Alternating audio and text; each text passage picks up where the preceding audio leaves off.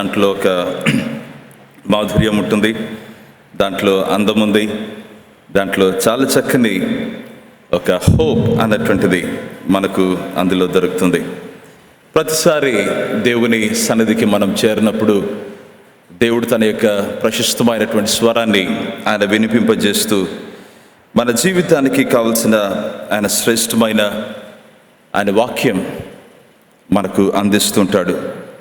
మనతో ఆయన ముచ్చటిస్తూ మన జీవితంలో జోక్యం చేసుకుని ఆయన కార్యాలు చేస్తున్నప్పుడు వాస్తవానికి అది మన జీవితానికి అది చెప్పుకోలేని ఆనందం, అది చెప్పుకోలేని అది ఒక ఊరట.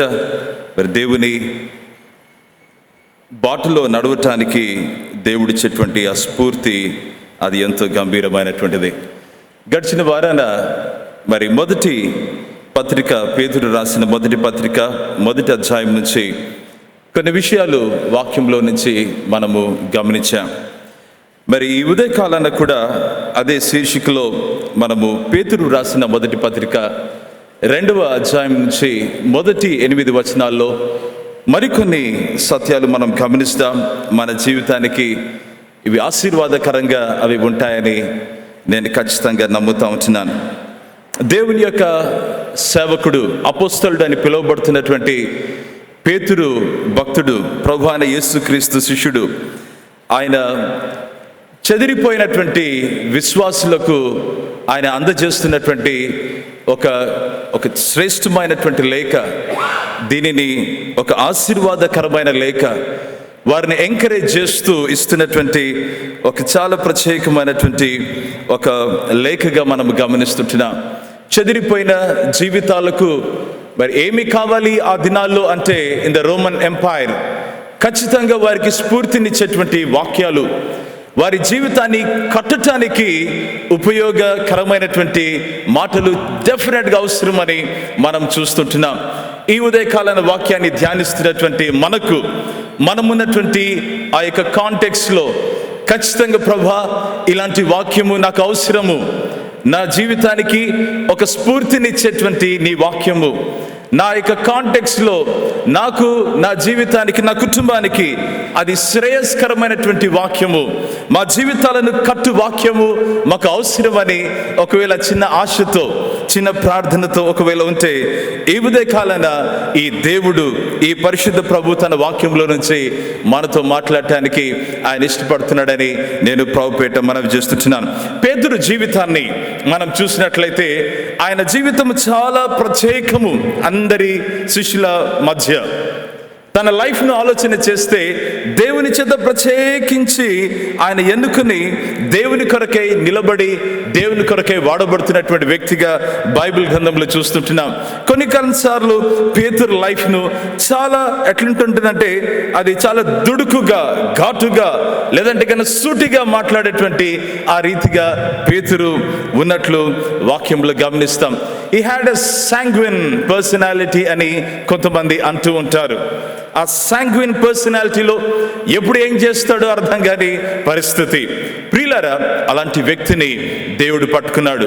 అపోస్తలుల కార్యములు 2వ అధ్యాయంలో మనం గమనిస్తే ఆ యొక్క మేడ గదిలో ప్రార్థన చేస్తూ ఉన్నారు.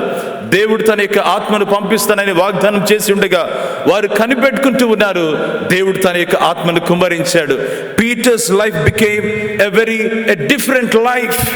ఒక చాలా ప్రత్యేకమైన జీవితముగా ఆయన జీవితము మార్చబడింది. ఆత్మచేత నింపబడినటువంటి ఒక వ్యక్తిగా, దేవుని కొరకు బహు ధైర్యముగా మరి ప్రకటిస్తూ సాక్షిగా నిలబడినటువంటి ఆ వ్యక్తిగా బైబిల్ గ్రంథంలో పీటర్ను మనం చూస్తుంటున్నాం. ఒకసారి అధిపతులు నిలబడి ఆ పీటర్ను పట్టుకోవాలని, కార్నర్ చేయాలని చూస్తూ ఉంటే, మీరు జీవాధిపతిని చంపితిరి, కానీ దేవుడు ఆయనను మృతులలో నుండి లేపెను, అందుకు మేము సాక్షులం అని చెప్పి ఆయన ప్రకటించడానికి ఆయన ఇష్టపడ్డాడు. అవును ప్రియులారా, దేవుని చేత బహు గంభీరంగా వాడబడుతున్నటువంటి ఆ వ్యక్తి, దేవుడు ఆ పేతురును ఆయన సీమోను నుంచి ఆయనను కేఫాగా మార్చిన రీతిని మనం ఆలోచన చేయాలి. హి వాజ్ సైమన్. ఆ సైమన్ నుంచి కేఫాగా, రాయిగా ఆయనను మార్చిన రీతి మనం వాక్యంలో పదే జ్ఞాపకం చేసుకుంటూ ఉంటాం. God, he changes a person for a purpose. వారి జీవితాలను మార్చి ఆయన ఏం చేస్తారంటే కొన్ని ఉద్దేశాలు వారి ద్వారా నెరవేర్చుకోవటానికి ఆయన తన కార్యాన్ని జరిగిస్తుంటాడు. ఈ చెదిరిపోయినటువంటి ఈ విశ్వాసులకు రాస్తూ పొంతు, అకయ, కపదోకియా, బితునియా, ఆసియా ఈ ప్రాంతములన్నిటిలో మరి చెదిరిపోయినటువంటి విశ్వాసులకు ఈయన రాస్తున్నప్పుడు ఈ 2వ అధ్యాయంలో ఆయన ఇస్తున్నటువంటి ఒక చాలా శ్రేష్టమైనటువంటి ఈ యొక్క విషయాలు ఏంటంటే, వాక్యములు గమనిస్తే యేసు క్రీస్తు ద్వారా దేవునికి అనుకూలములకు ఆత్మ సంబంధమైన బలులను అర్పించుటకు. ప్రియులారా, ఈ మాటను చూద్దాం. 4వ వచనం వస్తే 2వ అధ్యాయము పేతురు రాసిన మొదటి పత్రిక, మనుషుల చేత విసర్జింపబడినను దేవుని దృష్టికి ఏర్పరచబడినది అమూల్యమును సజీవమునైన రాయియగు ప్రభువునొద్దకు వచ్చిన వారై అన్నటువంటి మాటను మనం చూస్తుంటున్నాం. 5వ వచనం చివరి భాగం, మీరును సజీవమైన రాళ్ళవలె నుండి ఆత్మ సంబంధమైన మందిరముగా కట్టబడుచున్నారు. 6వ వచనం, ప్రియులారా, ఇదిగో నేను ముఖ్యమును ఏర్పరచబడినది అమూల్యమునగు మూలరాతిని సియోనులో స్థాపించుచున్నాను, ఆయనయందు విశ్వాసముంచువాడు ఏమాత్రమును సిగ్గుపడడు అన్న మాట లేఖనమందు వ్రాయబడి ఉన్నది. ప్రేమైనటువంటి దేవుని బిడ్డలారా, ఈ వాక్యాన్ని మనం ఆలోచన చేస్తుంటే దేవుడు ఈ యొక్క పరిశుద్ధులకు పేతురు ద్వారా ఆయన జ్ఞాపకం చేస్తూ రాస్తున్నటువంటి ఈ శ్రేష్టమైన మాట ఏంటంటే, మీరు ఆత్మ సంబంధమైన మందిరముగా మీరు కట్టబడుచుంటున్నారు. ఈ మాట చాలా గొప్పది. You are being built as a spiritual house అని అంటారు. You are being built as a spiritual temple. ఆత్మ సంబంధమైన మందిరముగా మీరు కట్టబడుచున్నారని ఈ యొక్క మాటను వారికి జ్ఞాపకం చేస్తున్నాడు. ఈ యొక్క గ్రీకో రోమన్ వరల్డ్ లో ఈ రోమన్ ఈ కాంటెక్స్ట్ లో మనం ఏం చూస్తామంటే, ఈ 1వ శతాబ్దంలో ఎక్కడికి వెళ్ళినా యు విల్ సీ నిర్మాణాలు, బిల్డింగ్స్, స్ట్రక్చర్స్, కన్స్ట్రక్షన్ చూస్తూ ఉంటాం. ఆ రోమియోలు ఏం చేశారంటే పెద్ద స్టేడియంస్ కట్టించుకుని వారి వినోదాలకి వారు అక్కడ ఏం చేశారంటే రకరకాల క్రీడలు నిర్వహించి వారి కొరకు అవి చేశారు. They were building this buildings. అయితే ఇక్కడ పేతురు జ్ఞాపకం చేస్తున్నారు, you are being built as a spiritual temple అన్నటువంటి మాట వారికి జ్ఞాపకం చేస్తున్నాడు. మీ జీవితము అది సామాన్యమైన జీవితము కాదు సుమా. మీ జీవితము దేవుని దృష్టికి అది ప్రత్యేకమైనటువంటి జీవితము. ఈ ప్రజలకు, యూదులకు ఇస్తున్నటువంటి మాట చాలా శ్రేష్టమైనది. మరొక విషయాన్ని ఇక్కడ జ్ఞాపకం చేసుకోవాలి. ఈ రాయి అన్నటువంటి మాట, కట్టడం అన్నటువంటి మాట సజీవమైన రాళ్ళు వలె, సజీవమైనటువంటి రాయి అన్నటువంటి ఈ ప్రస్తావన మనం చూస్తుండగా మనకేమర్థం కావాలంటే, పాత నిబంధన గ్రంథానికి వస్తే ఈ రాళ్లను మనము అనేకమైనటువంటి పర్యాయములు వాటిని వాడిన రీతిని గమనిస్తాం. బలిపీఠాలు కడుతున్నప్పుడు రాయిని ఉపయోగించిన రీతిని మనం చూస్తాం. అవును, యాకోబు ఆయన పరిగెత్తుతూ ఆయన మధ్యరాత్రి కలగన్నప్పుడు ఒక రాయిని తీసుకున్నాడు, దానిని అనాయింట్ చేశాడు. ఇది దేవుని గవిని అన్నాడు, దీనికి బేతేల్ అని ఆ ప్రాంతానికి పేరు పెట్టాడు. ప్రేమైన దేవుని బిడ్డలారా, దేవుడు తన ప్రజలైన ఇశ్రాయేలీలను ఐగుప్తు నుంచి బయటికి నడిపించినటువంటి ఆ రీతిని ఆలోచన చేస్తూ ఉంటే ఆయన ఏం చేశాడంటే తన ప్రజలకు అరణ్యంలో రాత్రి నుంచి నీటిని ఉబికింపజేసిన రీతిని మనం గమనిస్తుంటున్నాం. ప్రియులారా, ఇవన్నీ ఆలోచన చేస్తూ ఈ నూతన నిబంధన గ్రంథానికి వస్తే పౌలు భక్తుడు బహు స్పష్టంగా రాస్తున్నటువంటి మాట ఏంటంటే, ఆ బండ ఏదైతే ప్రస్తావించబడిందో ఆ బండ క్రీస్తే అన్నటువంటి ఆ సత్యాన్ని అక్కడున్నటువంటి విశ్వాస జీవితాలకు ఆ మాటను స్పష్టం చేస్తాడు. రండి ప్రియులారా, పేతురు రాసిన మొదటి పత్రిక 2వ అధ్యాయానికి మనం వస్తే మొదటిగా నేను ప్రస్తావించాలి అని అనుకున్నటువంటి మాట మాస్టర్స్ వర్డ్.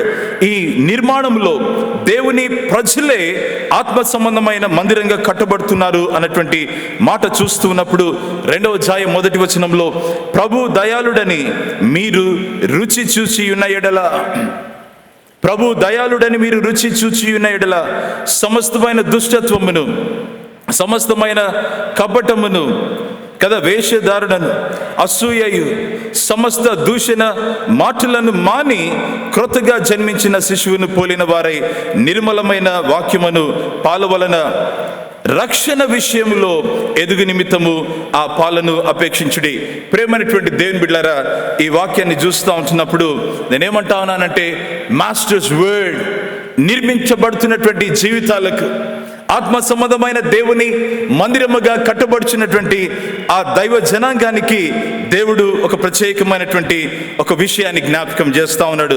ప్రభువు దయాళుడని మీరు రుచి చూచి ఉన్న ఎడల, మీ లైఫ్లో దేవుని కనికరాన్ని, ఆయన దయాళుత్వాన్ని, ఆయన కృపను రుచి చూసిన బిడ్డలుగా మీరున్నట్లట్లే వారైతే మీరేం చేస్తారంటే, మీరు నిర్మలమైన వాక్యమును పాల వలన మీరు ఏం చేస్తారంటే రక్షణ విషయంలో ఎదుగు నిమిత్తము ఆ పాలను అపేక్షించు వారుగా మీరుంటారని ఇక్కడ వాక్యంలో ప్రభు మాట్లాడుతూ ఉంటున్నాడు.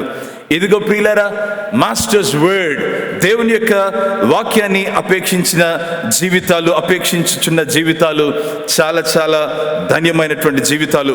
వారు ఏంటంటే, they have tasted God's grace in their lifes.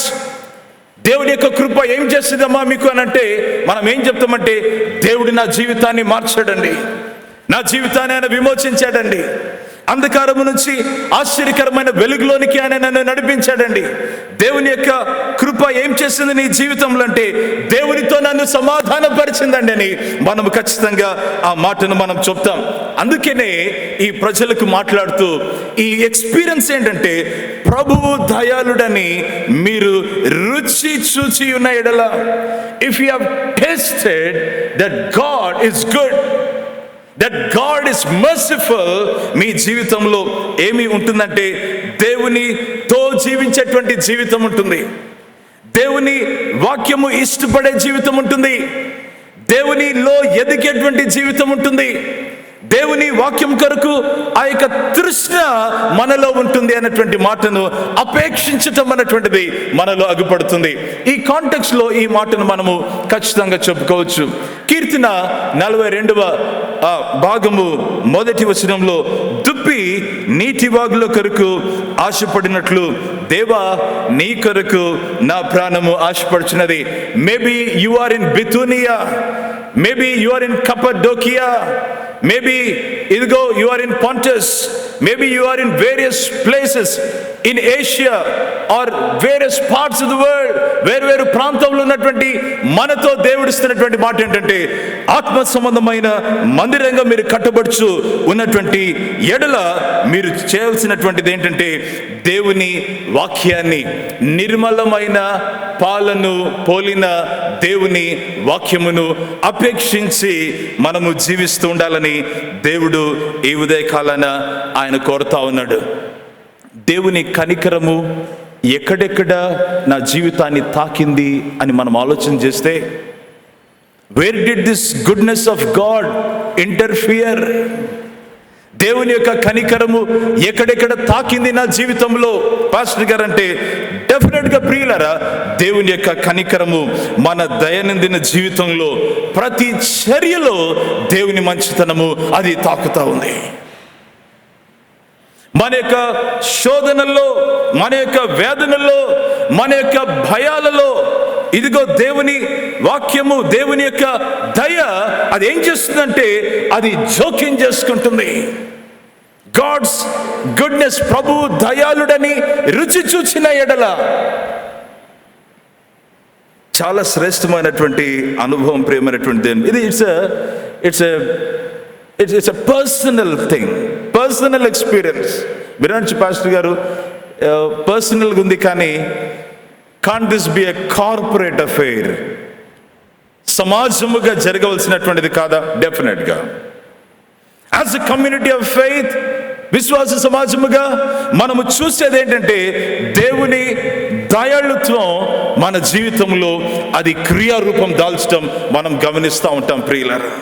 అన్ని హంగుల్లో, మన యొక్క వాక్య పరిచర్యలో, మన సేవా జీవితంలో మనం దేవుణ్ణి ఆరాధిస్తున్నప్పుడు దేవుని యొక్క దయ ఎంతగానో మనము చూడగలుగుతూ ఉంటున్నాం. అందుకనే దేవుని దయను రుచి చూసిన బిడ్డలుగా ఆయన వాక్యాన్ని రిసీవ్ చేసుకోవటం, ఆ వాక్యాన్ని రిసీవ్ చేసుకుని అంగీకరించి వాక్యం చేత బలపరచబడుతూ ఒక బాధ్యత ఏంటంటే ఆ వాక్యానుసారంగా నడవటం, ఆ వాక్యంలో స్థిరంగా ఉండటానికి దేవుడు తన బిడ్డలను ఆహ్వానించాడు.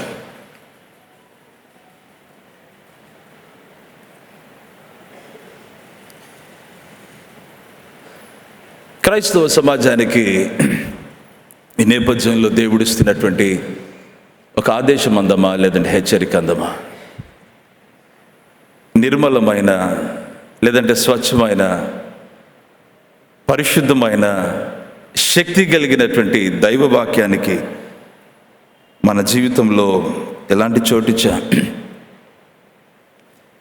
ఆ వాక్యము మనలో పని చేయులాగిన ఏ చర్యలు తీసుకుంటున్నాం అన్నటువంటిది మరొక ప్రశ్న ప్రభు మన ఎదుట ఉంచుతా ఉన్నాడు. It may be anybody.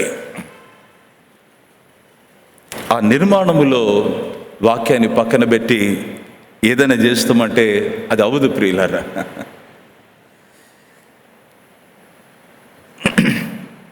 ప్రతి క్రైస్తవుడు రక్షణలో ఎదుగు నిమిత్తం అనేటువంటి మాట చాలా మంచి మాట అది. మొదటిగా రక్షణ నిశ్చయత అవసరం అమ్మా. ఆ రక్షణ నిశ్చయత అవసరం. ఆ రక్షణలో ఎదుగు ఆ చర్య, అది చక్కగా దేవుడు దాని యొక్క అవసరతను ఇక్కడ తెలియజేస్తూ ఉంటున్నాడు. పాస్టర్ గారండి, ఇది నేను ప్రాథమిక పరిస్థితిలో మొదట్లో చాలా స్పష్టంగా, చాలా చక్కగా నేను చూస్తూ వచ్చాను. మరి ఈ దినాల్లో అన్నీ తెలుసుకున్నాను అని అనుకుంటూ ఉన్నాను. అంటే ప్రభు ఏమంటాడంటే, if you are born again, if you are newly born, if you are a newborn person, మీరు అపేక్షించేదే ఏంటంటే దేవుని వాక్యం, దేవుని మాట, బలమునిచ్చేది. It's an instinctive response of a child of God అని వాక్యంలో మనం చూస్తూ ఉంటున్నాం. ప్రియమైన దేవుని బిడ్డలారా, అందుకనే దేవుని వాక్యాన్ని మరీ మరీ మరీ మరీ రుచి చూడటం, మరీ మరీ వాక్యాన్ని మన జీవితానికి తీసుకోవటం మనకు అది చాలా శ్రేష్టమైనది. క్రైస్తవ సంఘానికి దేవుడిస్తున్నటువంటి ఆ హెచ్చరికల్లో అదేంటంటే ప్రియులరా, ఈ వాక్యాన్ని అపేక్షించక, వాక్యపు విలువలను మన జీవితంలో అన్వయించుకోక, మనం ఏదో నా జీవితాన్ని నేను కొనసాగిస్తాను అని చెప్పి ఒకవేళ అలా చెప్పుకుంటూ వెళ్తూ ఉంటే ఆ జీవితానికి దేవుడు ఇస్తున్నటువంటి విషయం ఏంటంటే జాగ్రత్త సుమే, బలహీనపరచబడతా.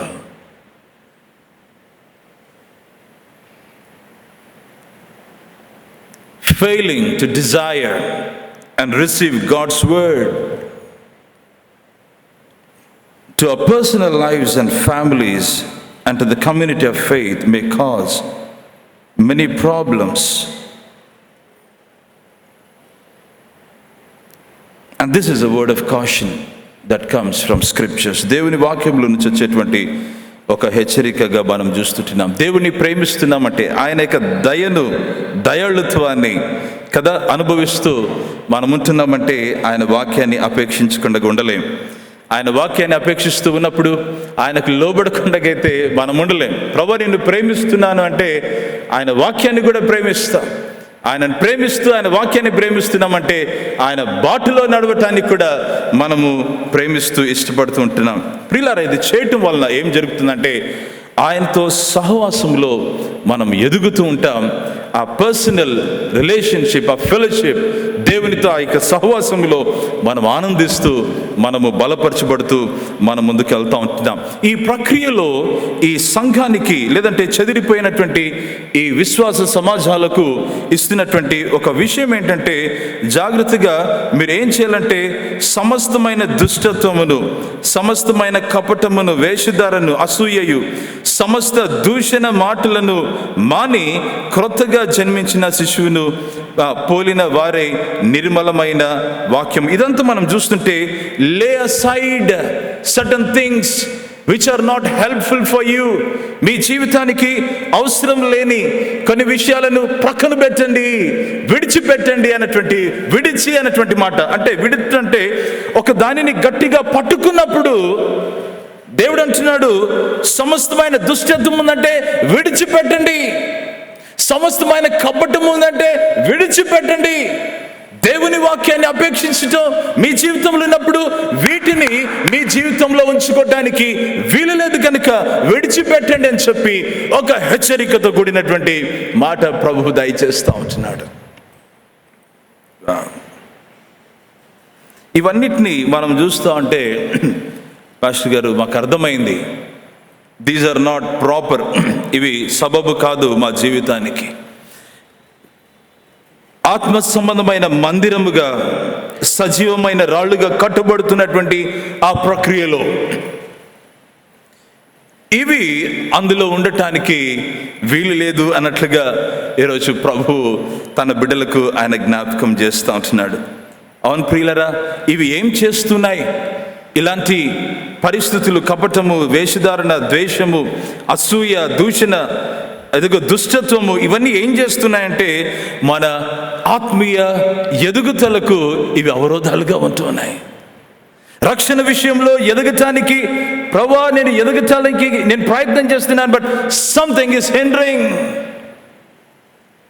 ప్రజలు నన్ను చూస్తున్నప్పుడు ఇవి కనబడుతున్నాయేమో కాబోలు. ఆత్మీయ మేళ్లను ఆపివేసేటువంటి ఈ విషయాలను ప్రభు ఏమంటున్నాడంటే మీరు విడిచిపెట్టి మీ జీవితంలో దేవుని వాక్యాన్ని ఇదిగో అపేక్షించండి అని చెప్పి ఇదిగో వాక్యంలో దేవుడు మనతో మాట్లాడుతూ ఉంటున్నాడు. ఎలాగనే మన మాటలు ఇక్కడ ఈరోజు ఈ దినాల్లో, లేదంటే కన్నా మన దైనందిన జీవితంలో అబ్బో విశ్వాస సమాజంకి బయటున్న ప్రపంచానికి వ్యత్యాసము మన జీవితంలో, మన నడవడిక, మన యొక్క మాటలు, మన యొక్క నిర్ణయాలే.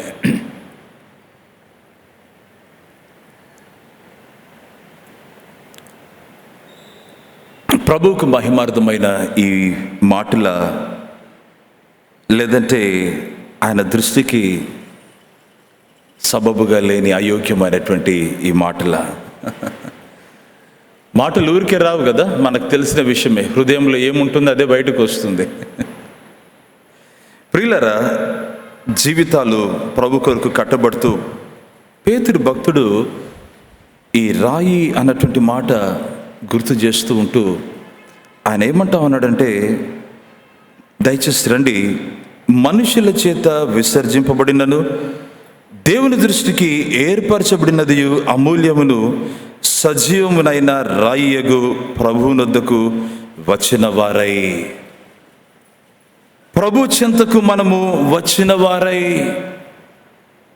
ఇదిగో ఈ ప్రభువు ఎవరో మనము తెలుసుకోవాలంటే దేవుని చేత ఏర్పరచబడి దేవుని చేత అమూల్యముగాను ఉంటూ సజీవమైన రాయిగా ఉన్నటువంటి ఆ ప్రభువు యొద్దకు మనము వచ్చినటువంటి జీవితాలుగా ఈరోజు దేవుని వాక్యంలో మనమున్నామని దేవుడు జ్ఞాపకం చేస్తుంటున్నాడు.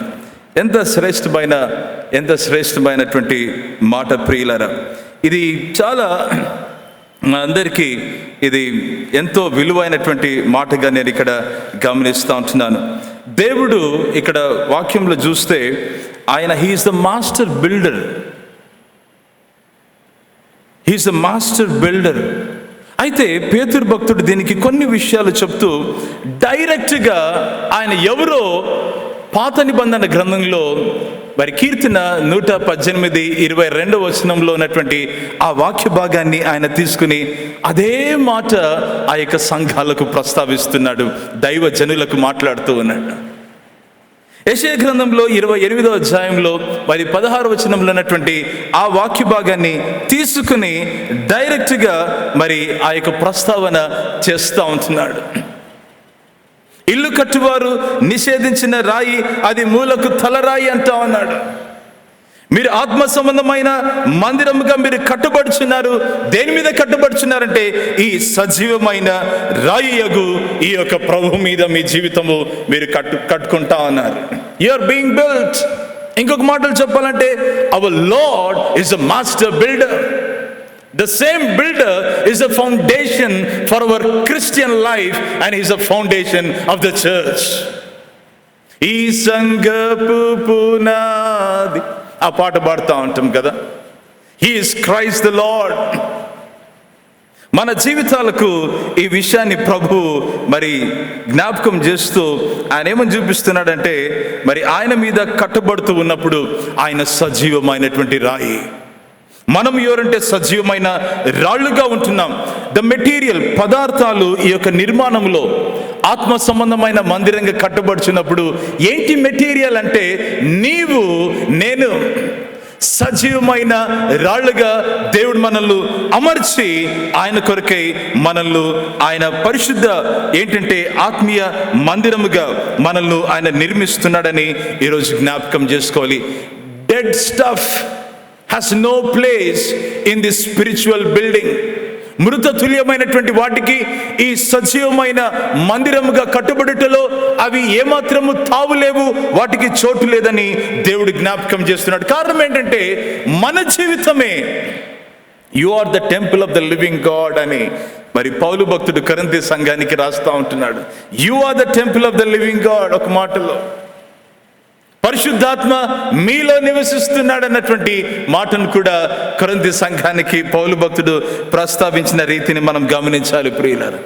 పరిశుద్ధాత్ముడు నీలో నాలో జీవించడానికి ఈ ఆత్మ సంబంధమైన ఈ మందిరంగా సజీవమైన రాళ్ళుగా కట్టబడుచున్నప్పుడు it is the Holy Spirit who dwells in us. మనలో ఆయన నివసించడానికి ఇదిగో ప్రభు ఇష్టపడుతుంటున్నాడు. అందుకనే ఇది చాలా చాలా ప్రశస్తమైనది. ఆత్మ సంబంధమైన మందిరముగా కట్టబడుచు ఉండటం అనేటువంటిది. ఆయన యందు నూతన జన్మను అనుభవించిన ప్రతి ఒక్కళ్ళం ఏం చేస్తామంటే ఆయనలో మనము చక్కగా అమర్చబడి మనము కట్టబడుచు ఉంటామని ఈరోజు మనం గమనించాలి. ఈ నిర్మాణంలో ప్రియులారా ప్రతి రాయి ముఖ్యము దేవుని దృష్టికి. నేను మళ్ళీ చెప్పిన సజీవమైన రాళ్ళుగా మనం ఉన్నామంటే ప్రతి రాయి ఈ నిర్మాణంలో చాలా ప్రాముఖ్యం. దీనికి ఆ ప్రభువే ఆయన మూల రాయి. He is the corner stone and we are the living stones. ఆ కార్నర్ స్టోన్ అన్నటువంటి ప్రస్తావన ఎందుకు తీసుకుని వస్తున్నాడంటే, ఇదిగో ప్రియులారా బాగా గమనించాలి. ఈ ప్రజలు ఈ క్రీస్తును వాళ్ళు ఏం చేశారంటే వారు తిరస్కరించారు, నిషేధించారు. మాకు మీరు అడ్డురాయిగా కనబడుతూ ఉన్నారు, అడ్డుబండగా మీరు కనబడుతూ ఉంటున్నారు. They rejected Jesus the మెస్సాయా. వారి లైఫ్లో ఏం కనబడుతుందంటే ఆయనను ఒక యోసేపు కుమారుడిగానే చూశారు, ఆయనను ఒక వడ్లవాడిగా చూశారు. ఆయన జననాన్ని, ఆయన నేపథ్యాన్ని, పరిస్థితిని చూస్తూ కేవలము అంతవరకు చూసి ఆయన he is not in our agenda.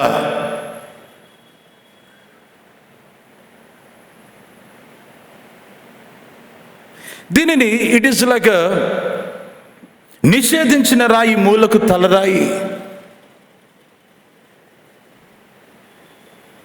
The people who rejected Jesus, వాళ్ళు ఎందుకు నిషేధించారంటే he was like a scandalon అని చెప్పి అనొచ్చు.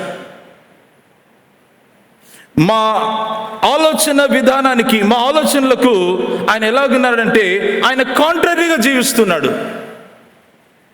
Therefore he is like a scandalon. మేము తట్టుకుని పడేటట్లు ఉన్నాడు ఆయన. ఆ రాయిని మధ్యలో ఉంటే తట్టుకుని పడుతూ ఉంటున్నారు. He is not in hour, కనుక పక్కన పెడతా ఉన్నారు. ప్రేమైనటువంటి దేవుని బిడ్డలారా, దేవుడు ఆయనను మూలకు తలరాయిగా చేశాడు. కారణం ఏంటంటే ప్రజలు వారి విమోచనకు ఈ ప్రభువే కారణం. This మెస్సాయా is not a political Messiah, but he is a spiritual Messiah, God sent Messiah. Not for a political kingdom, but for a spiritual kingdom that lasts forever and ever. అందుకనే ఆత్మ సంబంధమైన మందిరముగా మనం కట్టుబడుచున్నామంటే ఈ ప్రభువుని ఏం చేశారంటే వీళ్ళు ఒక అడ్డురాయిగా ఉన్నారు. మా యొక్క అజెండాకి మీరు సరితూగట్లేదు, కమాన్ పక్కకెళ్ళండి.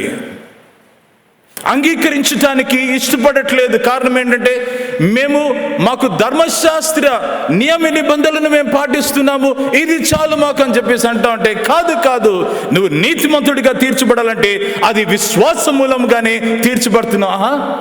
మరి ఈ అన్యుడు వచ్చి కూడా, యూదేతరుడు కూడా వచ్చి ఆయన యందు విశ్వాసం ఉంచితే నీతిమంతుడిగా తీర్చబడతాడంటే ఎస్, అవును. ఈ మందిరంలో ఈ ప్రక్రియలో ప్రియులారా, పీపుల్ హ్యావ్ రిజెక్టెడ్ జీసస్. అయితే ఆయన యందు విశ్వాసం ఉంచి ఎవరైతే ఆయనను నమ్మి నీతిమంతులుగా తీర్చబడ్డారో ఆత్మ సంబంధమైన మందిరముగా వారు కట్టబడుచున్నారు. అందులో నీవు నేను ఆయన కృప ద్వారా చేర్చబడ్డామంటే ఆ భాగ్యం గొప్పది ప్రియులారా. ఇది సామాన్యమైనటువంటి మందిరం కాదు, ఇది ఆత్మ సంబంధమైన మందిరం. ఈ భవనానికి ఈ రాళ్ళు ఎంత ప్రాముఖ్యమో మన ఆత్మీయ జీవితంలో ఆత్మ సంబంధమైన మందిరముగా కట్టబడుచున్నప్పుడు ప్రియులారా, ఈ సజీవమైన రాళ్ళు అంతే అని చెప్పి దేవుడు జ్ఞాపకం చేస్తూ ఉన్నాడు. You are very precious. దేవుని దృష్టికి నువ్వు చాలా చాలా విలువైనటువంటి వాడివి. ఆయనకు మన జీవితం పట్ల ఒక శ్రేష్టమైన ప్రణాళిక ఉందని మనం గుర్తుపెట్టుకోవాలి. మనం ఆయన దృష్టికి ఎదుగో ఎంతో ప్రశస్తమైనటువంటి వాళ్ళము. మన జీవితము ఆయన దృష్టికి ఎంతో మరి కీలకమని మనం గమనించాలి.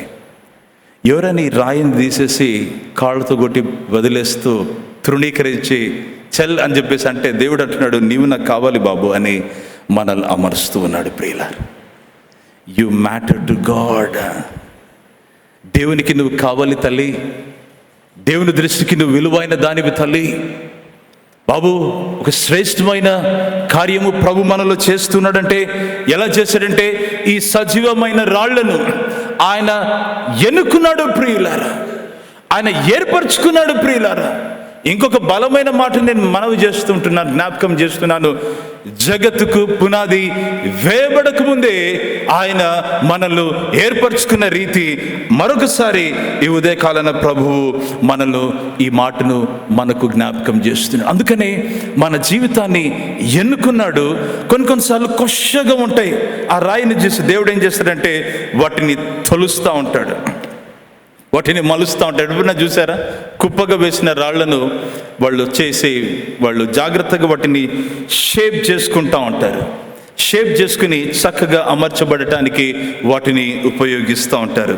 ప్రేమైన దేవుని బిడ్డలారా, ఆత్మ సంబంధమైన మందిరంగా కట్టబడుచున్నప్పుడు దేవుడు మనల్ని ఏం చేస్తున్నాడంటే ఆయన మలుస్తూ ఉంటాడు, ఆయన మనలో చక్కదిద్దుతూ ఉంటాడు.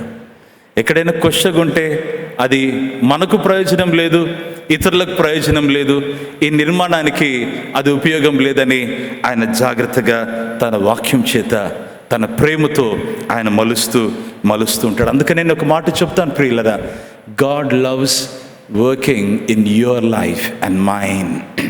దేవుడు నీ జీవితంలో, నా జీవితంలో, దేవుడు మన కుటుంబంలో ఆయన పని చేయటానికి, మనలో ఆయన కార్యం చేస్తూ ఉండటానికి ఆయన ఇష్టపడుతున్నాడు. అందుకని he takes keen interest in shaping your life and mind. మన సమాజాలను ఆయన బహు జాగ్రత్తగా ఆసక్తితో ఆయన మలుస్తూ ఉంటాడు. కారణం ఏంటంటే దేవునికి మనము ఆత్మ సంబంధమైన మందిరముగా కట్టబడుచున్నాం. ప్రియమైనటువంటి దేవుని బిడ్డలారా, ఇది ఒక అద్భుతమైనటువంటి ఆత్మీయ అనుభూతి అని నేను మనవి చేస్తున్నాను. He's not finished yet. మన పైన ఆయన పని చేయటము ఆయన ఆపలేదు ప్రియులారా. ఏమనుకున్నా కానీ మనం he's still working in us. అందుకనే వీఆర్ గాడ్స్ హ్యాండీ వర్క్.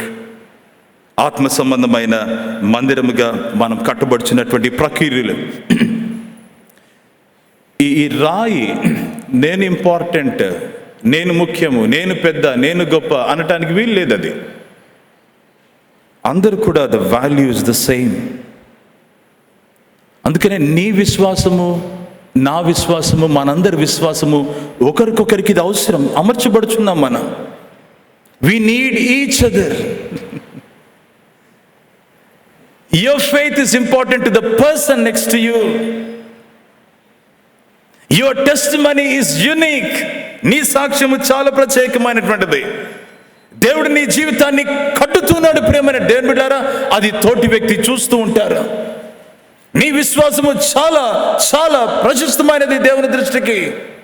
అందుకనే వి నీడ్ ఈచ్ అదర్. ఈ యొక్క సహవాసములో, ఈ ఆత్మ సంబంధమైన మందిరంగా మనం నిర్మింపబడుతున్నటువంటి ఈ ప్రక్రియలో ప్రేమైన దేవుని సమాజమా, కారణం ఏంటంటే మన జీవితము కేవలం తాత్కాలికము కాదు, కానీ నిత్యత్వానికి దేవుడు దీనిని సెక్యూర్ చేసి క్రీస్తులో మనల్ని భద్రపరచాడన్నటువంటి రీతిని మనం ఈ ఉదయకాలాన వాక్యంలో తెలుసుకుంటున్నాం. అందుకనే మనమందరం కూడా మన ఆత్మీయ జీవితంలో we are interdependent, because our destiny is the same, our builder is the same. మన యొక్క నిర్మాణకుడు, మన జీవితాన్ని నిర్మించేవాడు ఒకడే. ఆ నిర్మిస్తున్నటువంటి అతని ఉద్దేశం ఒకటే, మన గమ్యము ఒకటే, మన ఉద్దేశము కూడా, మన పట్ల ఆయన ఉద్దేశము ఒకటే అని చెప్పి ఈ ఉదయకాలాన ప్రభు జ్ఞాపకం చేస్తూ ఉన్నాడు. ఒకరినైనా మనము ప్రోత్సహిస్తూ వాక్యంలో ఆత్మీయంగా బలపరిచేటువంటి వారంగా మనం ఉండాలి. God is inviting us. దేవుడు మనల్ని ఆయన ఆహ్వానిస్తున్నాడు. దేనికి ఆహ్వానిస్తున్నాడంటే, మీ ద్వారా మరి కొందరైనా దేవుని సన్నిధికి నడిపించబడుతుండాలి. పర్సనల్గా మనం చేసినా పర్లేదు, దైవ ఆరాధనకు నడిపించినా పర్లేదు, దైవ సన్నిధికి నడిపించినా పర్లేదు. అయితే ఏమి అటెంప్ట్ మనం చేస్తూ ఉన్నాము ప్రభు సన్నిధికి ప్రజలను తీసుకుని రావటానికి, ఆత్మ సంబంధమైన మందిరముగా కట్టబడిచి ఉండటానికి. కొన్నిసార్లు ప్రజలు దూరంగా వెళ్ళిపోతున్నారేమో, కొన్నిసార్లు వారిని ఎవరిని టచ్ చేసేటువంటి పరిస్థితి లేదేమో. వారిని ప్రభు చెంతకు నడిపించవలసినటువంటి రీతి అది ఎంత అయినా ఉంది. నిన్నటి దినాన్ని ఒక యవనస్తుతో మాట్లాడుతుంటే ఏంటి రేపు దినానంటే, కొంతమంది దగ్గరికి వెళ్ళి వాళ్ళను రిమైండ్ చేసి ప్రభు సన్నిధికి నేను తీసుకుని రావాలి, అట్లా కొన్ని ప్లేసెస్కి నేను వెళ్తున్నాను, బండి వేసుకుని వెళ్తాను, వారిని కాల్ చేస్తాను, పర్సనల్గా కూడా వెళ్ళి వారిని తీసుకుని వస్తున్నాను. ప్రియమైనటువంటి దేవుని బిడ్డలారా, ఇది ప్రతి సజీవమైన రాయి చేయవలసినటువంటి పనినే.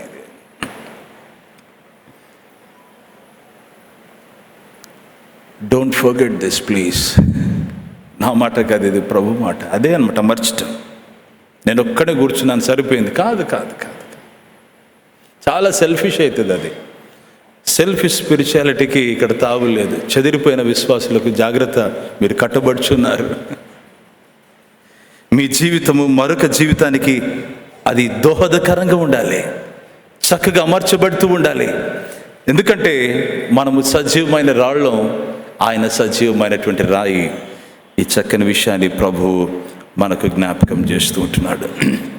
ప్రేమైనటువంటి దేవుని బిడ్డలారా, ఈ యొక్క ఉదయకాల సమయాన దేవుని పాదాల చెంత మనం చేరి ఆయన స్వరాన్ని వింటున్నటువంటి, ఆయన వాక్యాన్ని ధ్యానిస్తున్నటువంటి ఈ ప్రక్రియలో దేవుడు బహు స్పష్టంగా మనతో తన వాక్యంలో నుంచి ఆయన మాట్లాడుతున్నాడని నేను రూఢిగా నమ్ముతూ ఉంటున్నాను.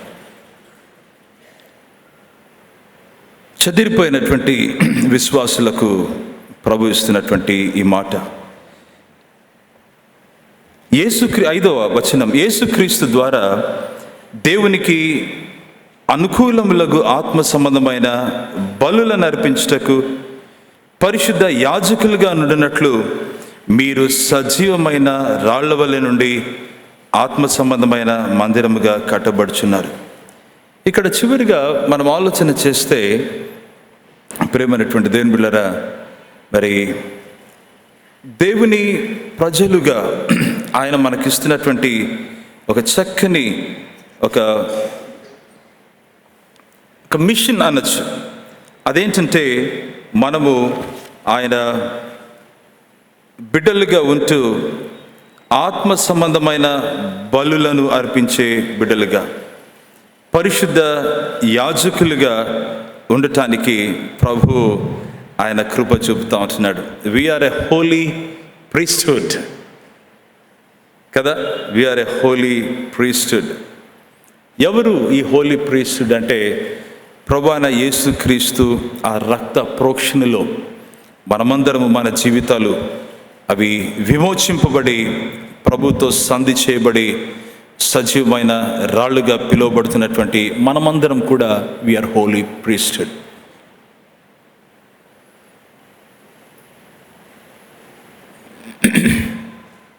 కేవలము మనము దేవుని సన్నిధికి వచ్చి కేవలం అట్లా ఉండటం కాదు, కానీ చురుకుగా కట్టబడు ఈ జీవితాలకు దేవుడిస్తున్నటువంటి ఒక ప్రివిలేజ్, ఒక మంచి భాగ్యం ఏంటంటే, మరి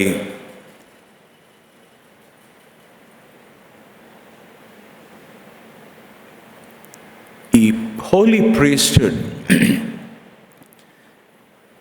we have access to God. దేవునికి మనకు ఆ యాక్సెస్, క్రీస్తుని బట్టి ఎప్పటికైనా మనము ఏ సందర్భంలోనైనా దేవుని చెంతకు మనం రావచ్చు. This is very important. Drawing near to God, దేవుని చెంతకు రావటం అన్నటువంటిది ఇక్కడ వాక్యంలో మనం చూస్తుంటున్నాం. పరిశుద్ధ యాజకులుగా అన్నటువంటి మాటను మనం గమనిస్తున్నప్పుడు, ఈ యాజకులు దేవుని చెంతకు రావటం మాత్రమే కాదు, కానీ వారు ఏం చేస్తారంటే వారు బలులను అర్పించేటువంటి రీతిని చూస్తున్నాం. ఇక్కడ ఆత్మ సంబంధమైన బలులను అర్పించేటువంటి విషయాన్ని ప్రభు జ్ఞాపకం చేస్తుంటున్నాడు. ఈ పరిశుద్ధ యాజకులు ఆత్మ సంబంధమైన బలులను అర్పించటం, పాత నిబంధన గ్రంథంలో యాజకులు దేవుని గుడారంలోనికి వెళ్ళి వాళ్ళు బలులను అర్పించేటువంటి ఆ రీతిని మనం చూస్తాం. ఇక్కడ మనం చూస్తే మరి పరిశుద్ధ యాజకులుగా, దేవుని చేత ఏర్పరచబడిన బిడ్డలుగా, సజీవమైన రాళ్లుగా ఉండి ఆత్మ సంబంధమైన మందిరంగా కట్టబడుచున్నటువంటి మనకు ప్రభు ఇచ్చినటువంటి ఈ ప్రివిలేజ్ ఏంటంటే, ప్రియులరా, దేవునికి మరి మనము సజీవమైన ఆత్మ సంబంధమైన మరి అర్పణలు అర్పించటానికి, బలులను అర్పించటానికి ఆయన కృప చూపుతూ ఉంటున్నాడు.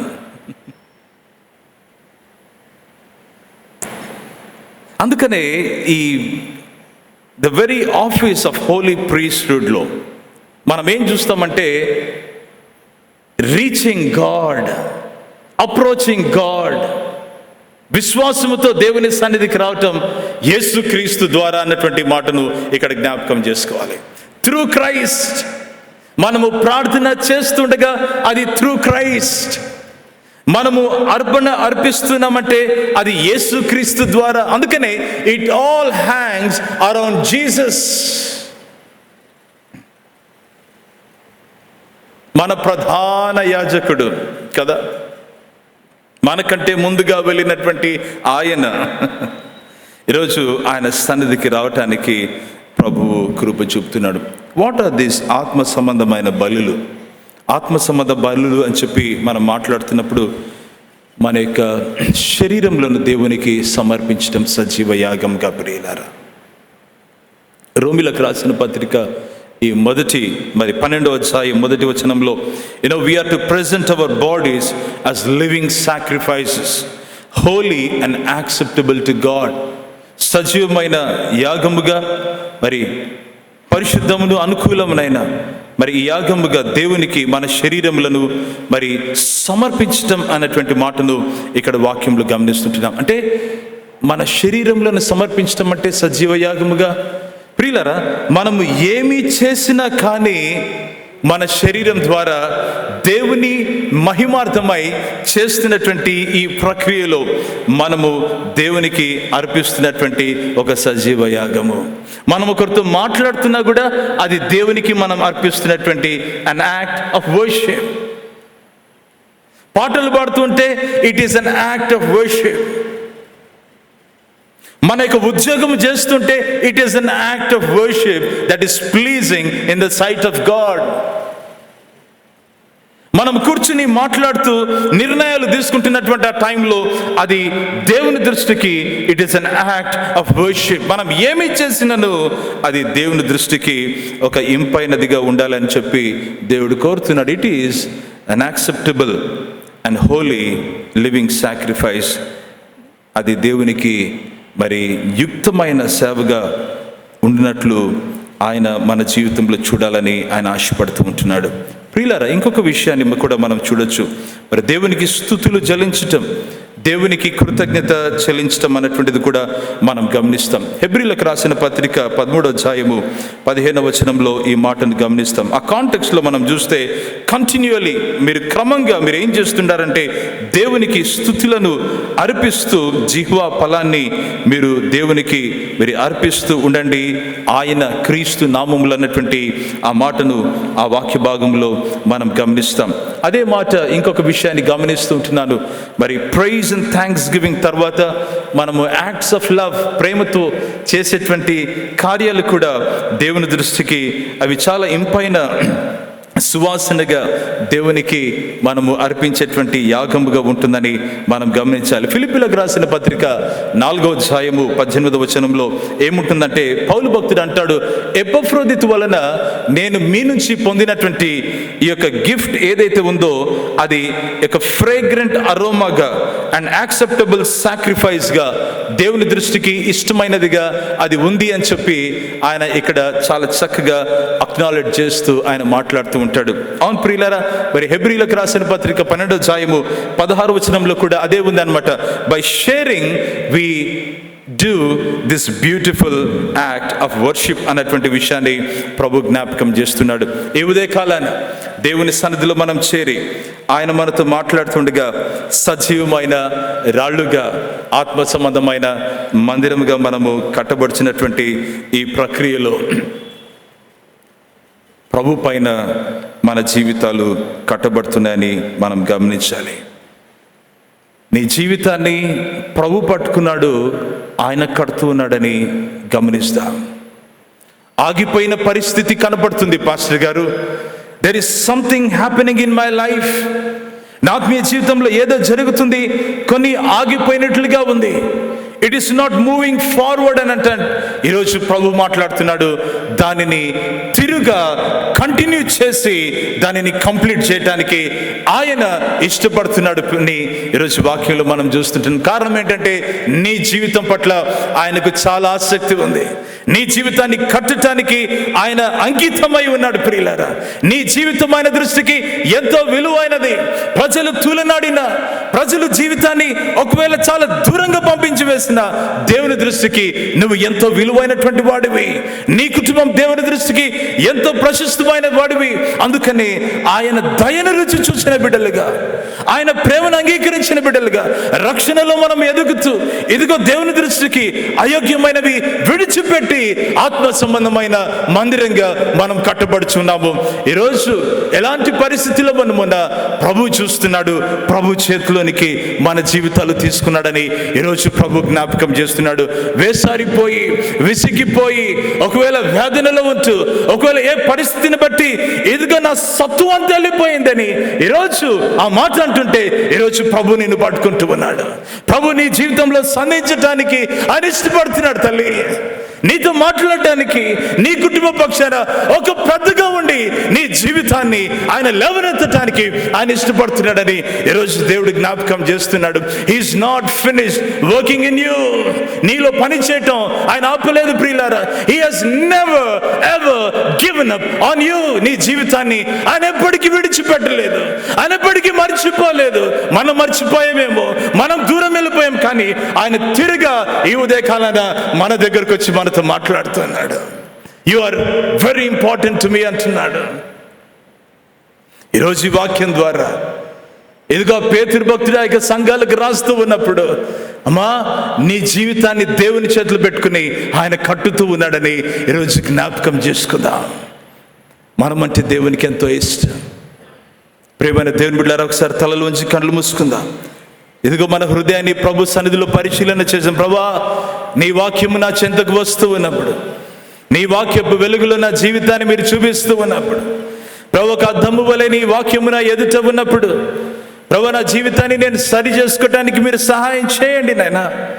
నా జీవితాన్ని మీరు బలపరుస్తూ ఉన్నప్పుడు ప్రభా, నీకు లోబడి నా జీవితం నీకు అంకితం చేసుకుని నేను నీకోసం జీవించటానికి మీరే నాకు సహాయం చేయండి అని చెప్పి ఈ ఉదయ కాలాన ప్రభు పాదాల చెంత మరొకసారి మన హృదయాలు కుమ్మరించి మనం అడుగుదాం. ప్రియమైనటువంటి దేవుని బిడ్డలారా, మన జీవితాన్ని దేవుడు పట్టుకున్నాడండి.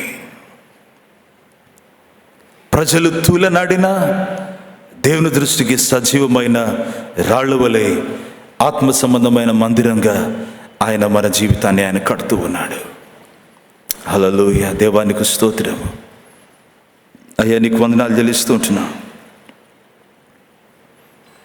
హల్లెలూయా. పరిశుద్ధుడా, మీ సత్యవాక్యాన్ని బట్టి స్తుతులు చెల్లిస్తూ ఈ ఉదయ కాలాన నేను మీరు మాతో మాట్లాడుతూ ఉన్నప్పుడు నీ మాట నా జీవితానికి కొండంత అండగా వచ్చింది ప్రభా. అయ్యా, నీకు స్తోత్రాలు.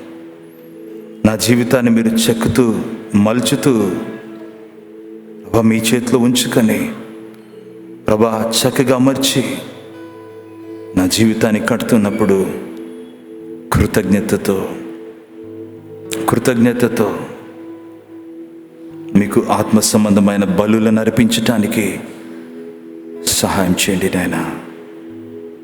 ఒక పరిశుద్ధ యాజకునిగా, యాజకురాలిగా నన్ను మీరు పిలిచారు. అది మీ నిమిత్తమే ప్రభా. మీ చెంతకు రావటానికి మేము డైరెక్ట్గా మీ పాదాలు పట్టుకుని నేను మీ చెంత మా హృదయాలు కుమ్మరించచ్చు. మా జీవితానికి చాలినంత దేవుడవు నీవే నాయనా. మీరు దయాళుడని మరొకసారి మీ వాక్యంలో నేను మేము చూస్తూ ఉంటున్నాను. అయ్యా, నీకు స్తోత్రాలు. మరొకసారి ఉదయకాలాన ఏ బిడ్డ ఏ మనవితో, ఏ ఆలోచనతో, తన హృదయ పరిస్థితితో మీ పాదాల చెంతకు వచ్చారు ఎవరైనా కానీ ఈరోజు మీరు సంధిస్తూ ఉన్నారు. అయ్యా, నీకు స్తోత్రాలు, వందనాలు చెల్లిస్తుంటున్నా. అయ్యా, నీకు వందనాలు చెల్లిస్తున్నా. మీ భాగ్యం ఎంత గొప్పది. అయ్యా, మీ చేత నిర్మించబడ్డ మీతో చక్కని సహవాసంలో జీవించటం. అయ్యా, మీకే స్తుతులు, కృతజ్ఞతలు చెల్లిస్తూ శ్రేష్టమైనటువంటి ఈ తరుణం కొరకు వందనాలు చెల్లిస్తూ, ఎందరైతే ఏ ప్రాంతం నుంచి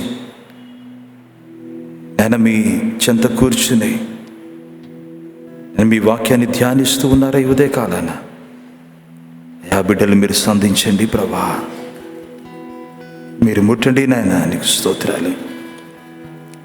ఏ మనిషి చేయలేనిది వారి జీవితంలో మీ కృప చొప్పున జరిగించి ఆ మీ గంభీరమైన కార్యాన్ని మీరే సంపూర్ణం గావించమని మేము ప్రార్థన చేస్తూ ఉంటున్నాం. దేవానికి స్తోత్రాలు. ఆత్మీయ జీవితంలో ఏ పోరాటాల్లో ఉన్నారో జయ జీవితాన్ని మీ కృపలు అనుగ్రహించండి నాయనా. నీకు స్తోత్రాలు. యేసుక్రీస్తు శక్తిగల సాటి లేని నామమున ప్రార్థించి వేడుకొంచుంటున్నా పరమ తండ్రి. ఆమెన్.